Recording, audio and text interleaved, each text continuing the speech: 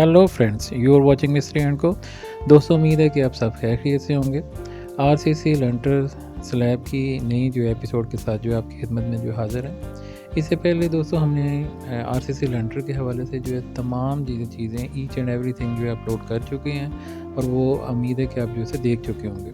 Shuttering जो है आपने कैसे करवानी है, उसके बाद सरिया जो है वो कैसे जो है बांधना है, फिर उसके पाइप फिटिंग कैसे है, फिर उससे जो है लंटर जब आप डाल रहे हैं तो उस लंटर से पहले आपने क्या क्या तैयारी करनी है, वो चेक लिस्ट भी जो हमने जो है अपलोड जो है वो आपको कर दी थी।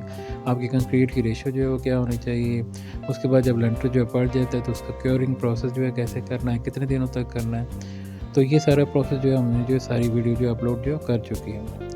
जब हमने ये जो हमने लंटर डाला था तो उसकी क्योरिंग प्रोसेस में हमने आपको बताया था कि अगर मौसम गर्मा हो तो कम से कम 14-15 दिन जो है वो तक जो है वो आप जो है उसकी जो है तराई करें और उसके बाद 3-4 रोज़ जो है उसको खुश्क होने के लिए जो है दें और उसके बाद जो है शटरिंग उतारें। और अगर मौसम सरमा है तो ये जो है वो 16-17 दिन से जो है वो उसको जो है वो तक जो है तराई कराएँ, फिर 3-4 रोज़ जो है उसको खुश्क होने के लिए दें। तो ये गलती ना करें कि जो है आप तराई भी कर रहे हैं और उसके बाद उसको फ़ौरन जो है शटरिंग जो है उतार रहे हैं। कम से कम 3-4 रोज़ जो है उसको खुश्क होने के लिए दें, क्योंकि इसमें नमी मौजूद होगी और अगर आप फ़ौरन जो है शटरिंग उतारेंगे तो वो जो है छत को जो है नुकसान भी पहुँच सकता है। तो ये सारे प्रोसेस ईच एंड एवरीथिंग लंटर के हवाले से जो है हमने अपलोड कर लिए हैं, वो हमारी वीडियो जो है आप जो है वो देख सकते हैं। तो अब जो है वो हमने अपना क्योरिंग प्रोसेस मुकम्मल कर लिया है, उसके बाद उसको लंटर को खुश्क भी जो है वो कर लिए।